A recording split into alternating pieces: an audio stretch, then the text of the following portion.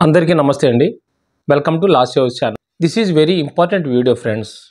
That means advocates amendment bill 2025 లాయర్స్కి సామాన్యులకు అందరినీ ఆశ్చర్యపరిచే విధంగా ప్రభుత్వం వారు ఒక డ్రాఫ్ట్ చేయడం జరిగింది.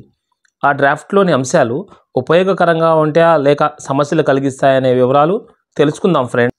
అడ్వకేట్ యాక్ట్ 1961 అనుసరించి ఎవరైనా కూడా లీగల్ ప్రొఫెషన్ చేయవచ్చు, లా చదవచ్చు, అడ్వకేట్ ప్రొఫెషన్ కూడా చేయవచ్చు. అప్పటి నుంచి ఇప్పటి వరకు కొన్ని మార్పులు చేస్తూ వచ్చారు. అయితే ఇప్పుడు ministry of law and justice వారు ఒక డ్రాఫ్ట్ను తయారు చేసి ప్రజల అభిప్రాయాల్ని, అడ్వకేట్స్ అభిప్రాయాల్ని కూడా తెలుపమని తెలియచేస్తున్నారు. ఫిబ్రవరి 28, 2025 లోపుగా మీ అభిప్రాయం చెప్పండి అని కూడా వారు కోరుతున్నారు.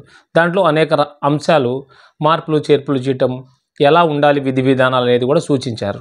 లీగల్ ప్రాక్టీస్కి సంబంధించి అందరినీ కూడా లీగల్ ప్రాక్టీషనర్గానే పరిగణిస్తారు. ఇది ఒక ప్లస్ పాయింట్గా చెప్పుకోవచ్చు. ఉదాహరణకు కార్పొరేట్ కంపెనీలో పనిచేసేవారు, ట్రిబ్యునల్స్లో పనిచేసేవారు, ఫారిన్ అడ్వకేట్స్ వీరిని కూడా లీగల్ ప్రొఫెషనల్స్ కింద పరిగణిస్తారని తెలియజేస్తూ ఉన్నారు. ఇది ఒక రకంగా కూడా ప్లస్ పాయింట్ అని మనం అనుకోవచ్చు. సర్టిఫికేట్ ఆఫ్ ప్రాక్టీస్ కావాలంటే తప్పనిసరిగా ఆల్ ఇండియా బార్ ఎగ్జామినేషన్ రాసి పాస్ అయి దాన్ని పొందాల్సి ఉంటుంది. అది పొందిన తర్వాత ఎవరైతే ప్రాక్టీస్ చేస్తున్నారో వాళ్ళు తప్పనిసరిగా ఎన్రోల్ చేసుకొని ఉంటారు కనుక ఏ బార్లో ప్రాక్టీస్ చేస్తున్నారో అక్కడ రిజిస్ట్రేషన్ చేసుకొని ఉండాలి.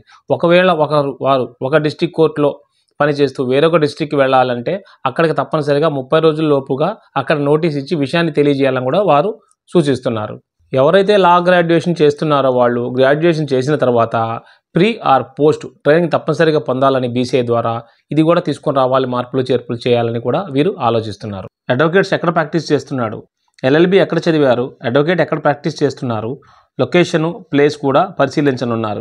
ఈ మధ్యకాలంలో ఫేక్ అడ్వకేట్స్ రావడం, ఇలా ప్రిపేర్ అవ్వటం, స్టడీ చేయడం జరుగుతూ ఉంది. అందువల్ల ఇటువంటివి కూడా తీసుకురావాలని చూస్తున్నారు.